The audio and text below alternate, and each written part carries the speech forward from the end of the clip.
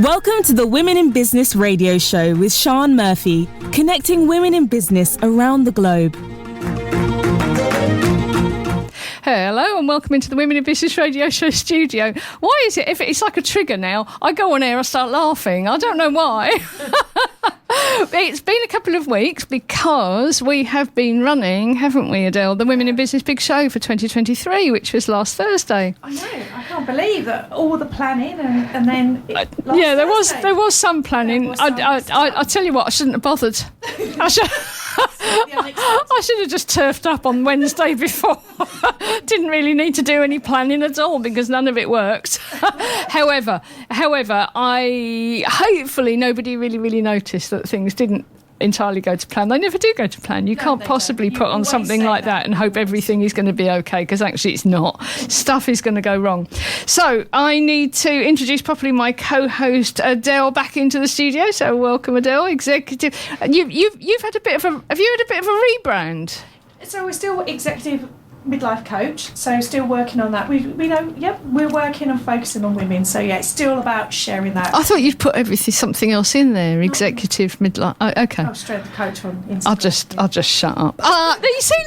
You see, look, strength coach. You see, yeah. Look, like I did last week. I showed them. Yeah, you see, I notice. Plus a bit of head, shoulders, knees, and toes. You see, I noticed that was funny, wasn't it?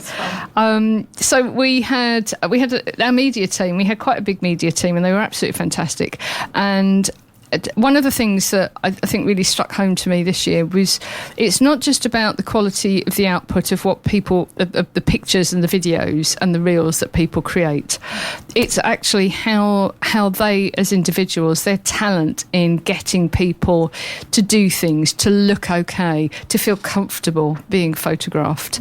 And so our photographer, Pete Bresser, that's what he does. That's his thing. Yes, he can do portrait photography, but he's there because of how good he is at an event and capturing the communication between people without being intrusive. And I think that's the other thing, is he can go in and he can get those pictures without getting people to stop and turn around and pose. So he just captures those moments. And we also have Manjit Sohel with us this time as well, and really sort of very similar skills.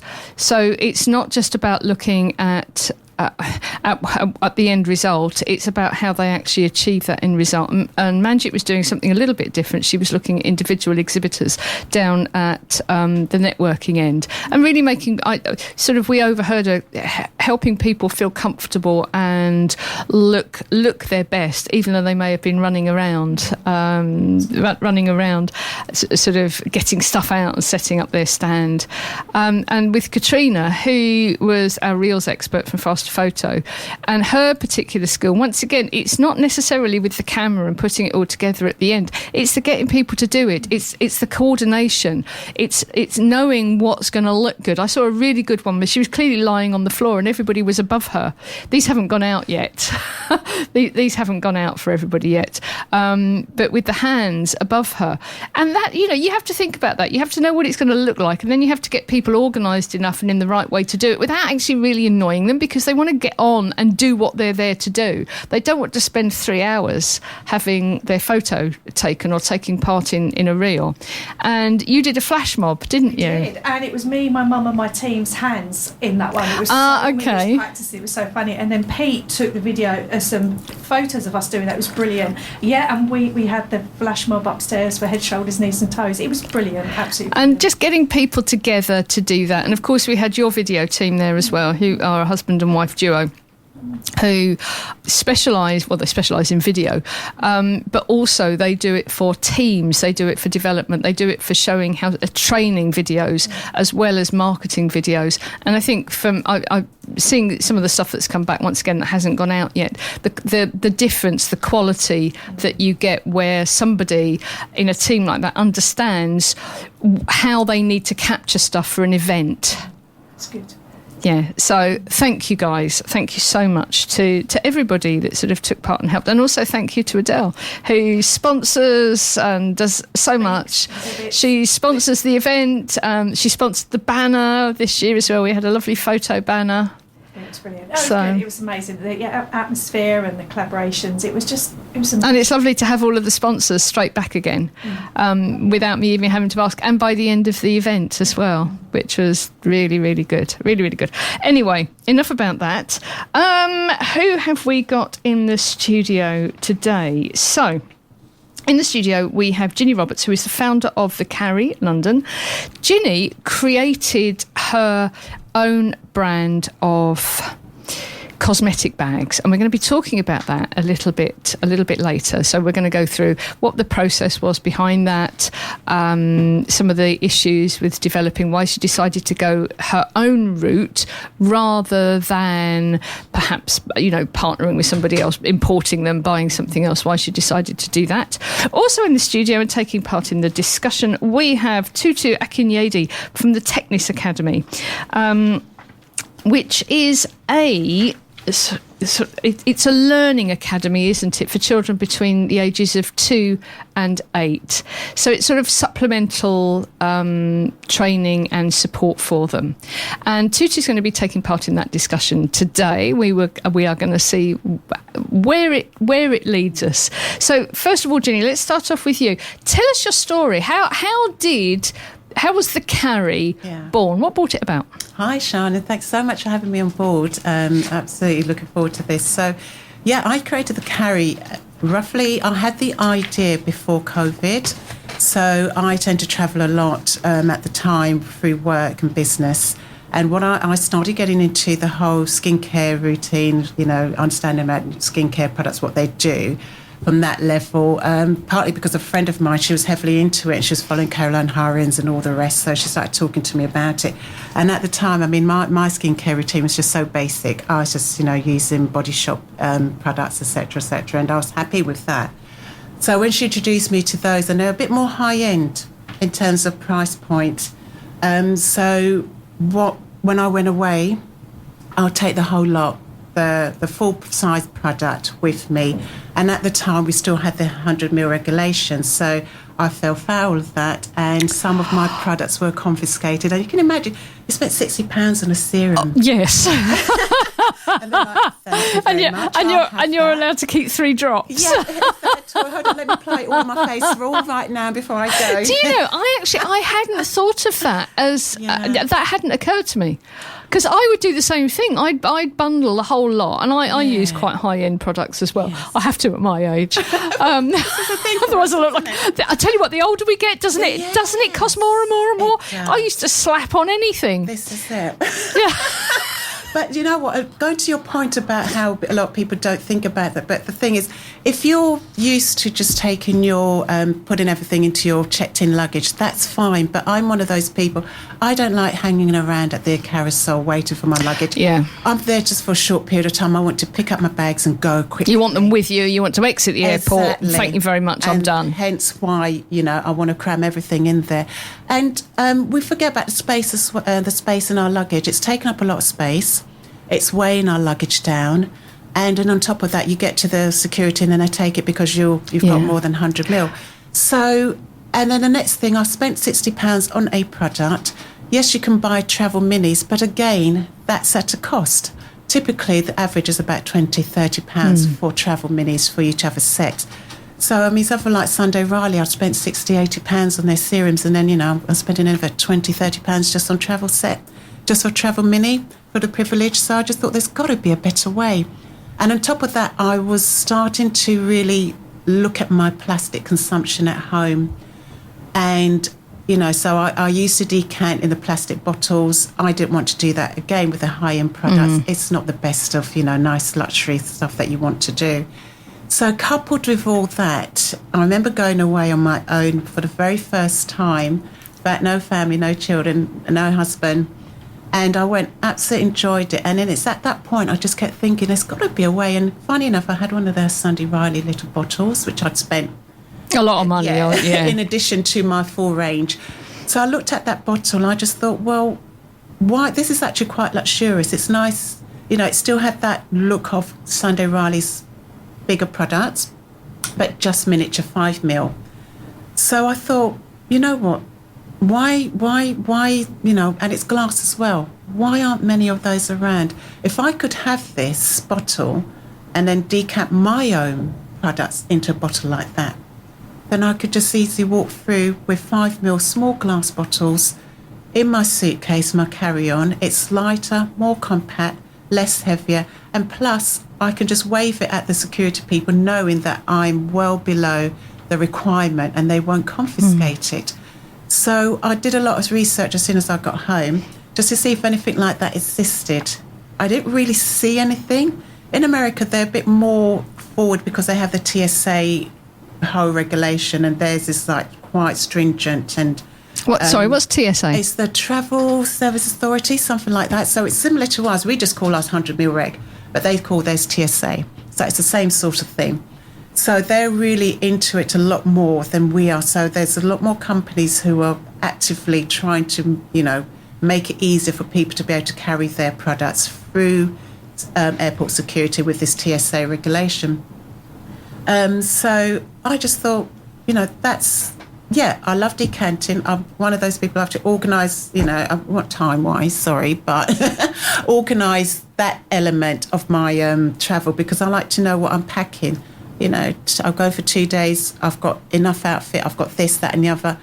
And then I've got more room in my suitcase because you want to buy stuff when you're abroad anyway, so you want to put that in. And also, it's about, I don't know about you, I'd leave it there. If I took the full bottles, it's just something that sometimes happens. You stick them out on the sink or we're on the dressing table or whatever, and then you leave them there. And so now potentially you've left £500 worth of product there. Yeah, that's right. Yeah, and additionally, you're adding 2 more issues with waste as well. Yeah. And the other thing I used to do was maybe I tried leaving my own stuff behind and then using hotel stuff, but you spent so much time and effort on your own. No. Exactly. And then you come back 2 days later and you got all these pip come through your face, and it's like, you've ruined your how many weeks, months of skincare routine. It's not only that, I wear a particular moisturiser, and if I don't wear it, I actually feel really uncomfortable. It's not quite pain, but we're heading there, actually. It's a real distraction. And so for me to be comfortable and feel okay and not be stinging, actually, because I sting if I don't have my moisturiser on, I need to have my stuff. Exactly. Somebody else's stuff ain't going to do it. And this is the beauty of it. It's having your own products and you just decant them in a more lovely, luxurious manner as opposed to decanting it in the plastic bottles. So I was going to ask what the difference is between what you offer, because thinking about it, I've seen little plastic miniatures. They're everywhere. You can go into Boots and you can get little pots that you can put stuff in.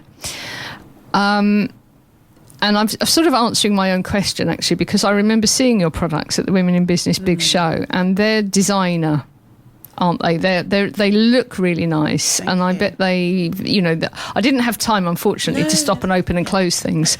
But that would have been me. I'm an opener and closer of things and poking. I love putting things in other things. So I couldn't afford to stop. But I can imagine that there's an experience, as that there's that feel of when you open something. So you have put your good quality skin products into something that is actually looks good and feels good. Absolutely, and you hit the nail on the head. It literally is that. And the Boots and whoever the other, they're all plastic. Usually, they're all plastic. This is glass. We're not 70%. Recyclable and more eco-friendly. Because I've just started it out, so it's bootstrapped.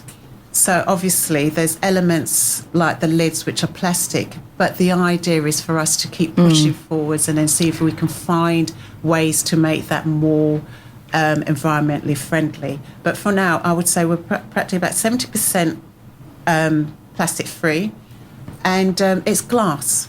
They're glass bottles, they're glass jars, they're small, 5 grams, 5 mils, 10 grams, so they're not heavy, and that's the essence of it. It is glass, it can shatter, obviously, but you treat glass with care, as you do with any glass. So, yes, and then it maintains that feel, like you said, and that's what a lot of customers have said, it's all about well-being, like you said, you want to feel good. So you don't want to go and then just sit there. You know, spent money in a lot of things, a lot of areas. You've gone abroad, and there's nothing more pleasing than whipping out one of the products, and you've got your own skincare products. You're going to maintain your skincare routine. You put them on the shelf in the hotel, and it just looks nice. And you look forward to using it. You do. And they're washable. So each set comes with cleaning accessories. So the idea is reuse, reuse, reuse. So it's not a case of, you know, just one time use it, throw it away. Hence why the price point is. It is an investment. It's something for you to be using time and time again. And typically our buyers are people who travel a lot, not just overseas, even just, you know, I mean, I live in Kent. My sister, so I live in London, my sister lives in Kent, so I stayed overnight at hers just to try and make it a little bit easier for me to come down here. And I took one. I mean, I did a little reel, put it on my Instagram, just to demonstrate what it looks like. And you can have it overnight. Take it to the spa. We're going to introduce one for the gym, for the spa. It's convenient because of the space-saving element of it. And the pouch is cute. You can, you know, put my keys in there, my AirPods in a pouch, that sort of thing. And we've got a bigger range where you can put more toiletries in there as well. So when I came down, I had my toothbrush, toothpaste, shower. So you can sort of put everything that you need in there. And I'm sort of answering my own question here, but I think there are people who will say, well, you can go and get those for like 20p in Boots or something. You just get plastic ones and you just stick them in a makeup bag.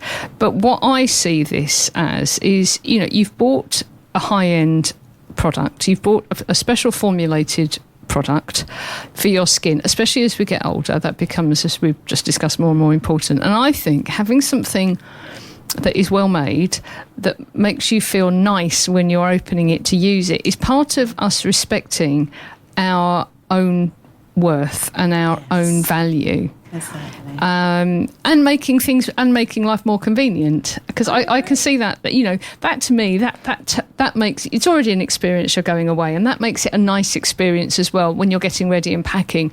And also it looks better, doesn't it? You could get it out in the hotel foyer.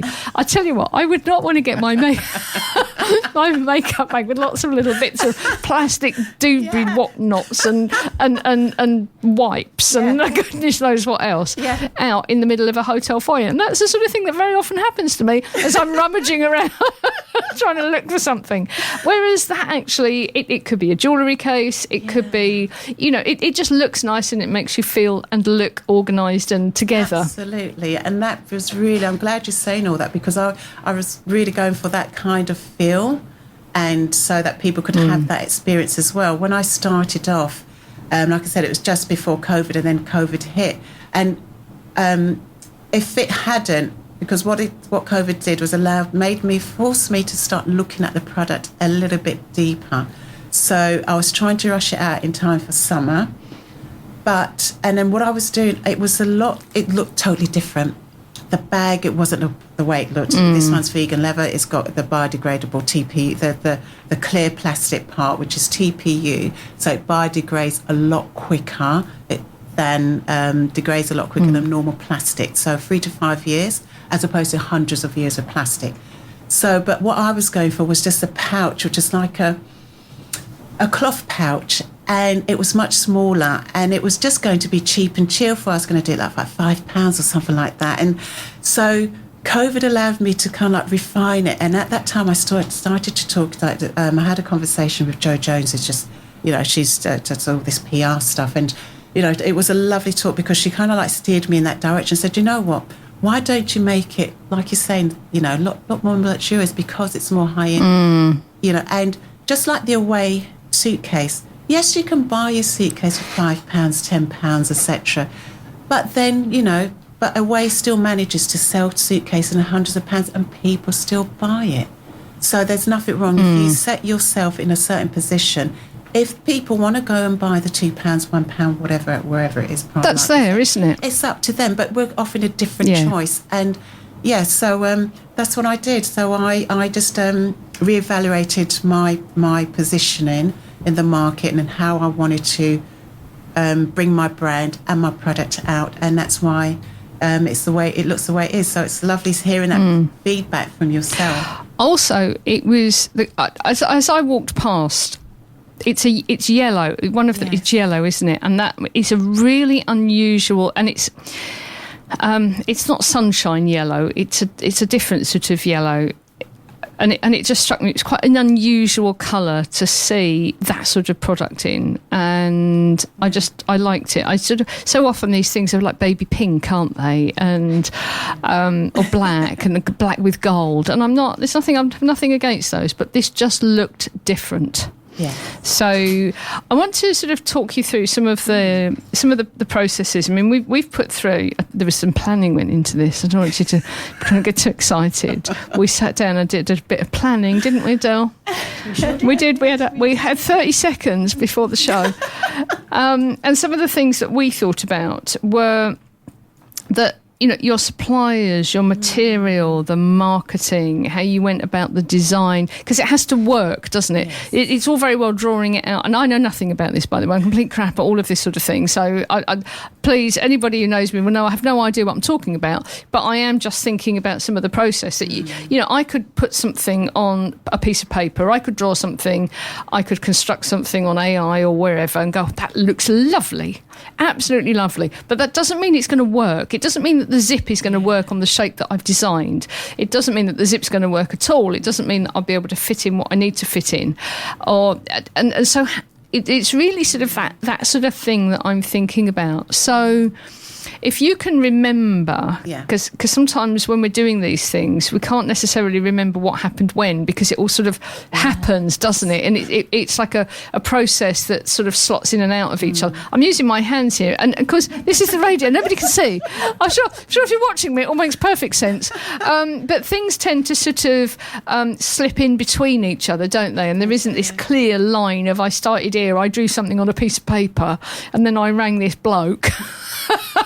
If only, sometimes it was that easy, I hope. But no, it's and like you said, you kind of forget, because as time goes on and things are where they are, you forget how far you've come and what you actually did to get to that stage. And like I said, I started off with that cheap and cheerful bag and pouch that I had. And then I just thought, okay, after the conversations, let's refine it. So the next stage was trying to locate where the bottles, where I could get the bottles, looking on the internet, doing the research. And but before that, it was like the brand, the name. What am I going to call it? And I had so many names, and sitting down with Jo, like I mentioned her earlier on, it was like, well, why don't you just put it a name that is what it is? We carry. I was going to call it keep, because I want, the element of keeping something, reusing it, but that was already taken. So there's all that as well. It also sounds like part of a castle. It sort of sounds like quite large. This is where I'm going to keep the car. Yeah, so there was all that element as well coming through, with the name, and that took a long time, and going through, adjectives and nouns and how to do that. The colour, you spoke about the colour. What kind of colour do I want? How do I want the brand to resonate with people? There's actually two colours to the brand. There is a grey, as opposed to just but I don't use that as often. And I was really chuffed and pleased with myself when I think, who is it? That colour people, I can't remember their names, but they called it, the grey was a colour of the year. So that was really good. So I thought, okay, you're into a good thing. But yes, the whole process was like finding where I could get the bottles from.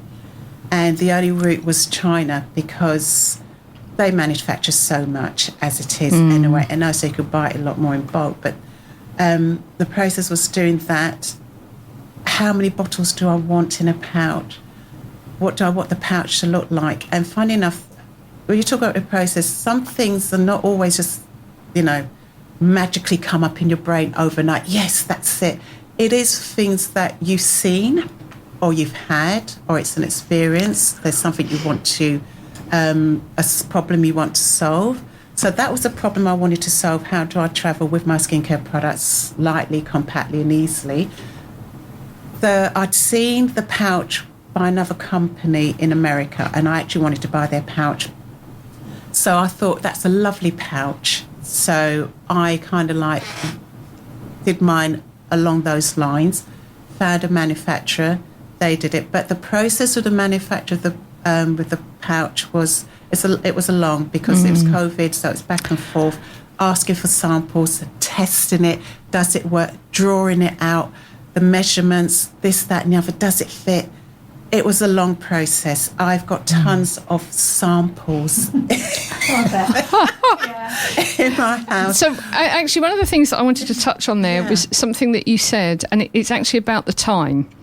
So the time that it took, and you said, well, COVID sort of, and I'm not saying that you conjured up COVID, and isn't that good because it slowed things down. Yeah. But I think sometimes stuff does happen that slows us down because there is a process that has to happen. And you said, I went out and I saw things and I saw other things and I got different ideas.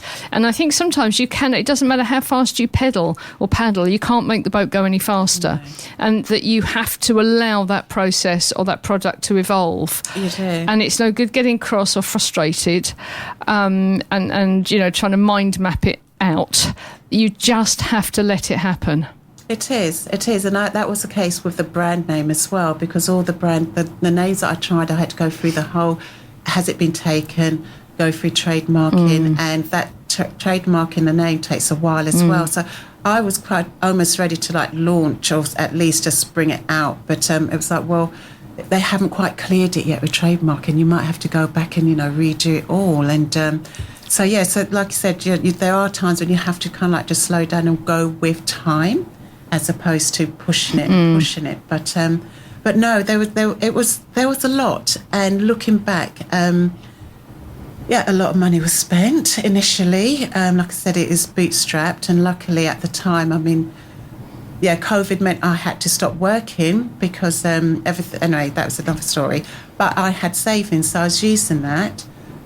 So it was a process. So it's a deep learning curve. Everybody wants to be in business, but you don't know how to run a business. And there's also a trust issue, isn't there? That you trust that it's going to work. You've invested. You've spent your savings. You trust. It's a blind trust, and it's a hope and a wish. But with that comes a fire to push it and keep pushing. So it's not just sheer naked fear then. It is that as well.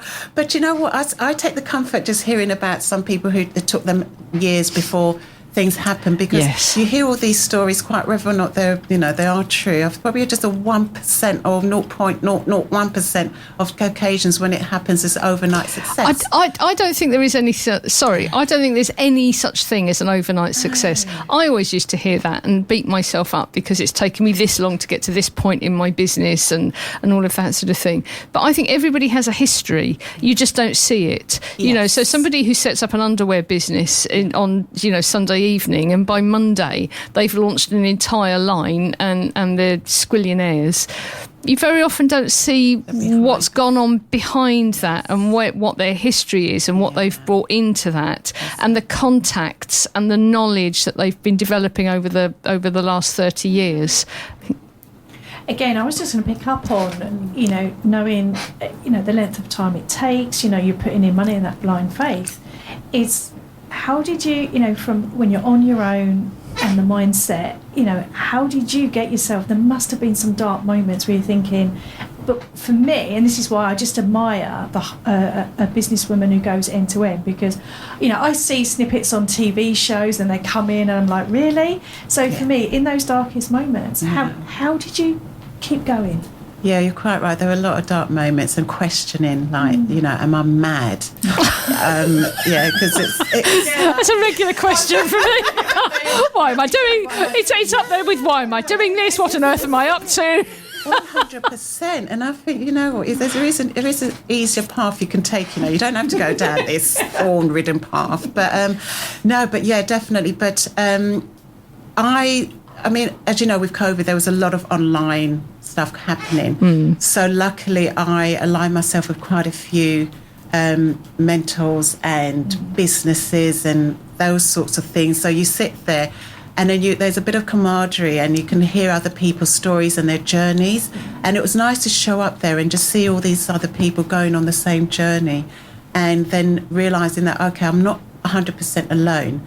But equally, there's probably 90% of the time when you are there, or if not actually 100% where it's just me on my own, sitting there doing it. But I have fabulous mentor, Peter Schomburg, I will mention him.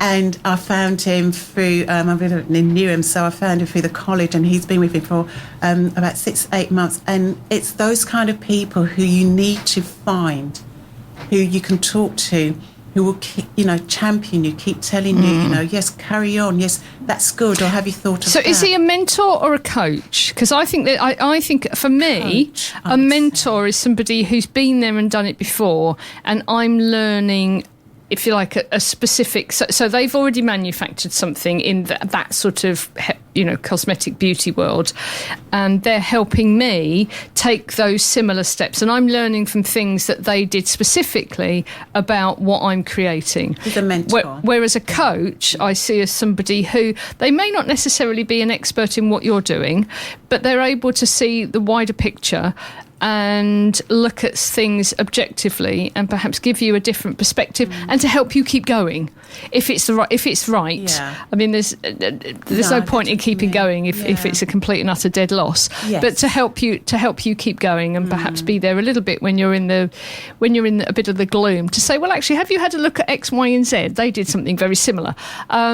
So I see them as different. So is he a coach or a mentor? It's funny that you mentioned that. I never actually thought to separate. I might be wrong, actually. I don't know. No, it sounds right. But and I say he's the former. He's a mentor because he's been there, not in beauty, but he's done fashion. So he's got you business right. Yeah. So he can offer his insight there, and so that's been invaluable. But going back to your point, it is. There are dark moments. There are questions. Times when we question, but it's finding people who you can talk to, who you can, do offline things like the women in business, that sort of thing. And then, you can see other people, and that gives you that impetus and gives you that kind of like spark back, because sometimes there are times when you're sitting there and you're thinking, no, it's just me, isn't it? I'm just here, I'm on my own. Literally with that voice as well. It is that as well. But so that I would absolutely say to people, try to, be on courses. I've done quite a lot of courses as well, and with other people. Hatch Community, that was a good one. That was a 12-week course, and then at the end of that you did... What was that called? Hatch Community. Hatch? Like hatch an egg? Yes. Got you. So they... Or hatch a product? Yes. That's a good one. So yes, it's important to kind of like do that, because then you pick up, you meet people, you pick people up, and then, and some I've maintained some, online friendships, business friendships, and that helps. It really does, because you can talk about the same sort of issue. Oh, it's not working today, or I feel like jacking it in. Oh no, don't do that. No, have you thought of this? Sometimes people, you by mixing with other people, when you've been mixing with them for a while, they can actually see more of your journey and how far you've come than you do, because it's just a big blur. 100%, you're absolutely right. And I took on a marketing manager. She was meant to be my media, content media, but her skill set was just so vast. I said, oh, could you just focus on, just trying to do the marketing for me and just set up all these assets for me? And she's still here. She's only meant to do like 3 months. And she's a freelancer, so she does a few hours a week for me. But when I'm talking to her, we're having our meeting, and she's like, you know what, Ginny, you've done quite a lot. You've done, and to me, it doesn't feel, I just feel like I've got tons more to do, a lot more to do. But she said, no, you've done well, you've done this, you've done that. And when she's reeling it off, I'm like, actually, I have. Yeah. No, picking up on that, you're absolutely right, because we're always focusing on the things we need to do and haven't done. And if you go back to when I was working in corporate, you'd have a performance review and you sit and look back and go forward. But the moment you move into business, it's all about going forward and going forward. And I've got an amazing assistant. I go, she goes, Adele, but look where we've come from. Look, oh yeah. And I go, yeah, should we move on? She goes, no, let's just sit back and look, because we're so focused on the next challenge and the next thing, we do not take that time to look back and see how far we've come. But you're absolutely right, having the right people around you to stop you and say, actually, Adele, like your assistant, you're a freelancer, this is what you've achieved. And you go, actually, I have. Because we just don't do that. We don't, and we don't see it. No. We really don't. I don't know why, but I mean, maybe we're just so focused. We're focused on the goal. Yeah. Yeah. I think it's always quite inspiring, and this always sounds a little bit gloomy, but I think it's quite inspiring sometimes to hear about other people getting things wrong and putting them right, moving forwards, and it's still sort of being okay. Because when you look very often at people's stories, it's certainly on social media, you see the star highlights of it, don't you? You know, a bit like that. I started the underwear business at, midnight on Sunday, and it was a rip-roaring success by Monday. You don't see where it went wrong. People tend not to talk about the crap days or the things that did go wrong. So is there anything that went wrong as part of your process? Gosh, where do I start? Is there one that sticks out as like the biggest, the one that you thought, actually, do you know, I don't think this is working at all. I'm going to go down and get a bag of chips and stop. I'm packing it in, and I've had enough. It was a crap idea. Oh gosh, I've got so many. I could pick two. One's really bad because that was a lot. That was a big quantity at the time of bottles. And I thought I was going with the name Glow Setter, Jet Setter, Glow Setter, and I'd ordered it, and then I didn't use the name. I changed it to Karry, because thinking about the whole glow, I had a moment where it just didn't work. But by that time, and this is what we're going back with time, sometimes you've got to put the brakes on and give yourself time to think about things rather than rushing it out. So that was the time when I was doing the cheap and cheerful. And I'd ordered, I think, 1,000 bottles, and then they came, and I just sat there because I'd done the whole. And that's quite a lot of money, I'm guessing. Not a huge amount, but enough. But yes, exactly, enough for me to say, well, and then the boxes and boxes in the house. Do you know what I was going to say to you? You're living with boxes around you. That was the thing. I was like, what am I going to do with these boxes? I know. So that was a crazy moment. Yeah, I didn't have to. I could have carried on the glow setter, but I think by that time, you knew. I knew that wasn't the direction I wanted to take it in. And then most recent, it wasn't a catastrophic because I tried to turn it around. I'd launched a beach bag, and I wanted to get a dust bag for it, just how you get a dust bag with all the sets. So I went back to the same supplier, and she was amazing, did it quickly. But what I always do, and I didn't do it because I asked her, could you just show me the sample? And I didn't. And so she, put the measurements through, sent it to me all like really quickly, within like 10 days. I got the whole thing. And I'd asked for this great big dust bag. Because people can't see it, but, like a metre length or something, half a metre. And I got this thing which was like A6 come through the door. So I was like, what is this? So A6 as in about 4 inches. And I was like, no. As I texted her quickly, I said, no, it's been a mistake. What's going on? And I said, the measurements are wrong. But this time I'd only ordered a small quantity because that's what I'm doing now. So I thought, well, it's not the worst. But she's like, and she showed me like, well, here's a screenshot of the measurements, what you sent, and you agreed. And I was like, gosh, it's my fault. This is absolutely my fault. But and I just thought, and I put it on, and this is the time I put it on my socials, and I said, well, this is what I've done, it's a mistake. What do I do? Do I, shall I offer it as part of the, something or another? And, people came back and said, yeah, do offer it as, this, that, and some people are like, no, absolutely not, don't offer it. I don't know why. But so now I started putting it as part of like a little gift bag. As something else. Yeah. Absolutely. Yeah. Oh dear. To me, it seems like the biggest, not leap of faith, but the biggest decision here is about the manufacturer and who you're going to pick to actually support you in creating this. Yeah. Have you got any advice for anybody who's thinking of creating a product, a physical product,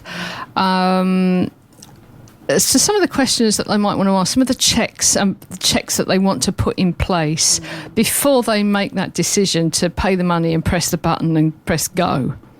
Yeah, absolutely. Do your research. Whoever you're using, whether you're using Chinese manufacturers or, European manufacturers, anyone, do your research. Find out who, what they do, how they can do it, their reviews, what's come back, what people said about them, their time scale. Are they quick? Are they amenable to, you changing your mind, changing the design, changing scope? Do that. Yeah, because it's sort of, I suppose, thinking about it now, as we're sort of thinking about the process, you can't just send something off and go, okay, can you just make me 25,000 of those, please, in this sort of colour? There's a toing and there's a backwards and forwards and agreement, and no, that didn't work, should we try this? So you have to have somebody that you can communicate with, for one thing, and physically communicate with. You're speaking the same language, preferably I would think without an interpreter in between, otherwise things just get lost in the translation. But also there's the communication, they're sending stuff through to, you're approving it, and all of that sort of thing, and there's a proper dialogue that needs to happen. There is. I think with the Chinese, where they've pushed forwards a lot. So they, if they can't speak it, I know that they have this translation thing that absolutely just translates what you know. Yeah. But the ones I've been dealing with, their English have been really good. So yes, and always have a backup. Don't just choose one supplier. Yes. Try and choose one, two or more, because then if anything happens with the first one, you've got and test them. So with each supply, always ask for a sample, and a lot of them do say, free sample or X amount of sample, for the sample, and it comes off the product when you do order. So always get a sample, give them your, as much information as possible, and be prepared to do the back and forth. If it doesn't work, find out with them if they're happy to, amend things. So, that doesn't work. Can you change it? And so with the bag, I had two suppliers at the time initially. One who I absolutely wanted to go with, they deal with a lot of major companies, and their bag was actually the one that I preferred. But they got a bit angsty when I was like, well, I wanted the quantity slightly lower, and I also wanted more amendments, to the point where they just like, right, okay, we're not doing this. And I was actually crestfallen, because I wanted them, but I was also talking to another one at the same time. And the only reason why I didn't want to go with the other one was because I think their price was slightly higher, and also their quantity wasn't as low as I requested.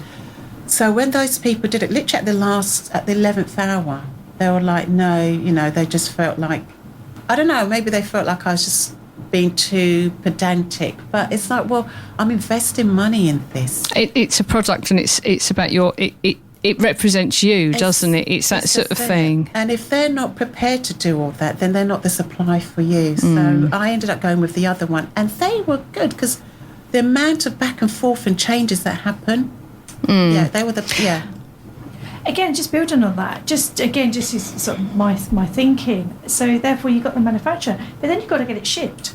Yes. So you've got shipping, logistics. Yes.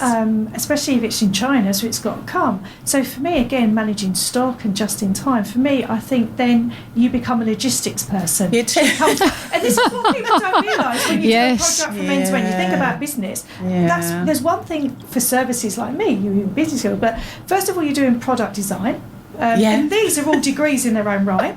Then all of a sudden you are dealing as you're dealing with sales, and so therefore you're in procurement. So you've gone from design to procurement, and now you're a logistics manager, and you've got to get it across. And then from logistics, you've got to get it to your home.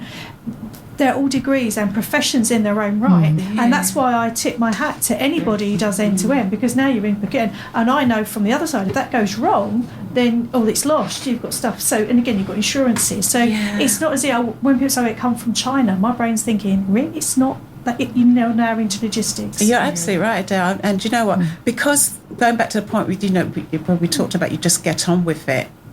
You don't stop to think about all those things, but you're absolutely right. there are all degrees and specialisms in their own right, and all of a sudden you come in and you just say, yeah, I'm going to do all this, wear all these hats without really thinking, and you're learning as well, sort of thank goodness. I just want to bring Tutu in.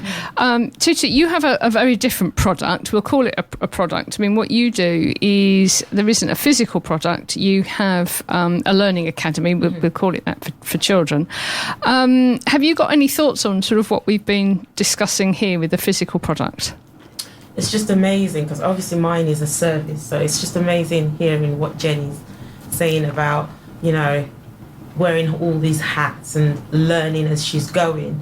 And also people who get into business, they have to have the right mindset, and it has to be a long-term thing, a long-term goal, and chasing money is definitely not the goal.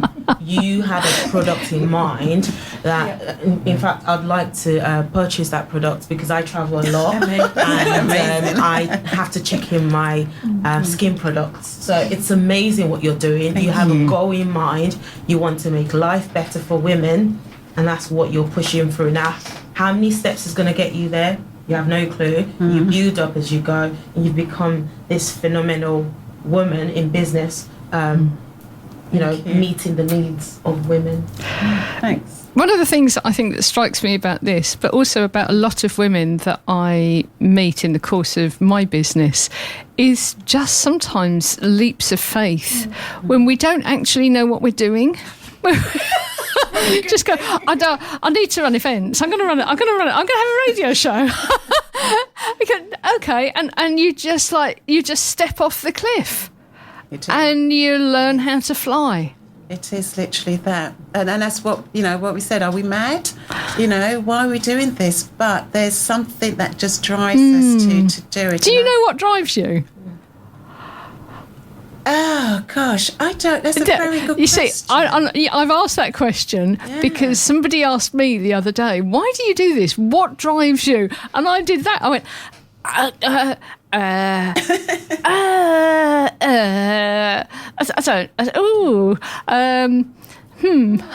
agree with it, because sometimes I look back and I think it's quite sadistic, the pain we put ourselves through. Yeah, so from that point of view, it's like what drives us is, I don't know, sometimes. I think the more you think about it, yes, do it. So I believe in just, you know where you're going, you've got faith, you sort of know you've got the right people around me, and you just go for it. And there is that element of sadistic, you just got to go for it. And you've got to be that absolute mindset. But no, I love asking people that question. They say to me, and I go, some days I really don't know. No, I don't a lot of the time. Titi, do you know why you do what you do? Yeah, absolutely. You see, you do know. I do know. Oh, do you see how annoying is that? But then I think being a business person as well is sort of an obsession. You have yourself fixated on one thing, and you really want to get that one thing done. Like you said, it doesn't matter how you're going to get there, but you have that end goal, you have that picture, it's like a vision. So my why was my daughter. She was very, very ill at the time, and I couldn't commit to what I was doing. But I knew that I still wanted to do what I was doing, but had to be in a more flexible way. And so when the challenges came my way, I knew exactly why I was doing it, and I always go back to my why. I have no idea why I do what I do. And that's okay. It's sort of, I've accepted it now, actually.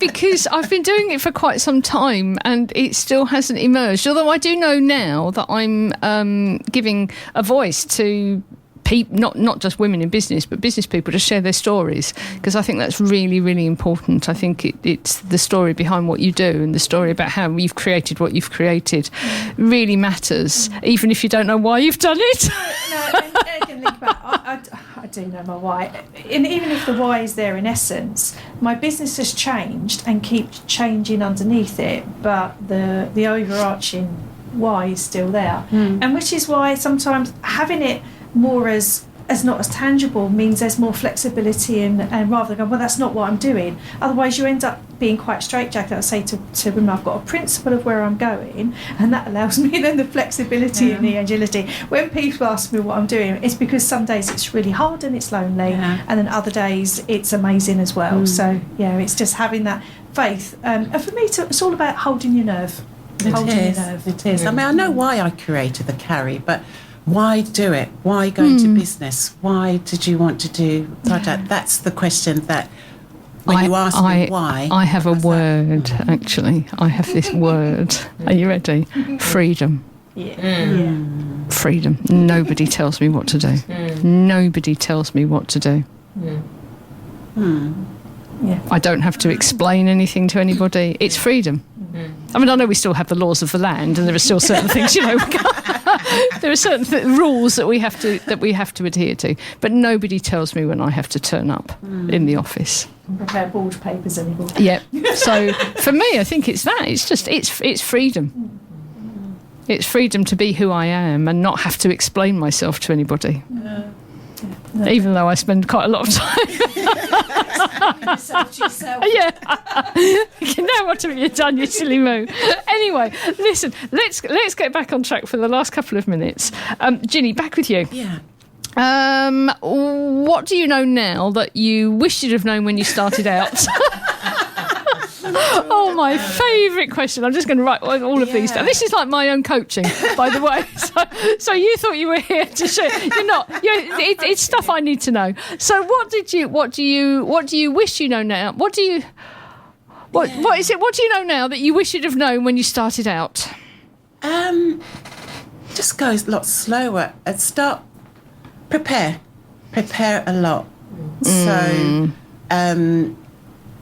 So yes, and it's not through just reading, it's through talking to people, interacting, just get yourself ready, because I think for example, I mean, what I really should have done was push out one or two, just push out the product, which was a bit difficult. I thought it was difficult because I felt like I had to have the complete set in order to demonstrate it to people so they knew what it was all about. But in doing that, though, that meant that, well, for me at the time, I thought I'd have to have a certain quantity. But in reality, I could have just literally rocked around with just the sample A prototype. Exactly, which I started off initially, but then I just went, okay, let's go ahead and order it.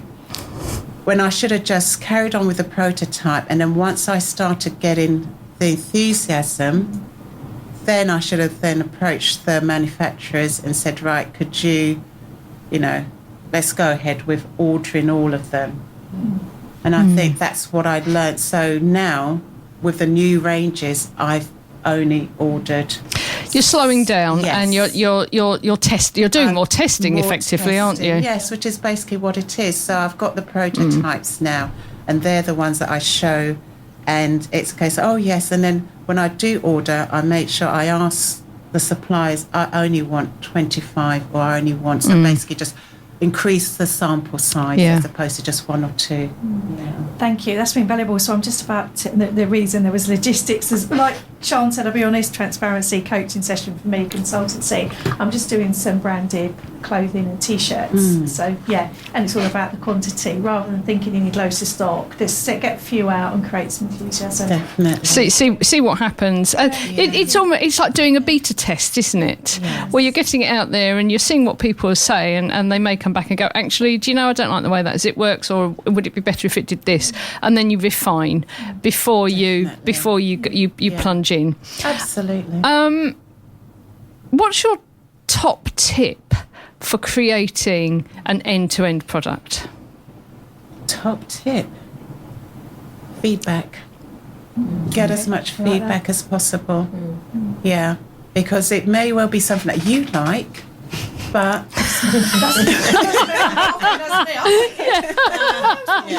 what's the matter with you? It's lovely. Yeah, but then it's like, well, no, can it be this way, or can it be that, or can it be that? And everybody will have their opinion, so you're not going to be swayed just by one person saying, yeah, I like it like this, and oh yeah, on the basis and of it's that. your mum. It's lovely, dear. But no, get as much feedback as possible, because that will, determine in what aspect, because you'll probably find, you know what, that's actually not a bad idea. I can incorporate in what you're thinking. Get feedback. It's quite scary getting feedback though sometimes, isn't it? Because we just want everybody to go, it's absolutely wonderful. Designing this, and you said it should be on the left. It's true, because it is our baby, isn't it? So we feel really. Yeah, it is, isn't it? And when it's your own business, it's quite a personal thing, isn't it? And so you have to sort of be quite tough to ask for and get that and take that feedback on board. Yes. Yeah. I think we're going to leave it there. So, Ginny Roberts, founder of the Karry, thank you so much for sharing your story about creating your lovely, lovely products for us all to feel special as we go away. Yeah. And also Tutu Akinyede for being in the studio and chipping in, and of course back in the studio again, the lovely Adelle from Executive Midlife Coach. Did I get that right? You did. I'm Sian Murphy. This is the Women in Business Radio Show, and we will be back with you very, very shortly. Tune in next week to the Women in Business Radio Show for more stories, ideas and inspiration to help you grow your business.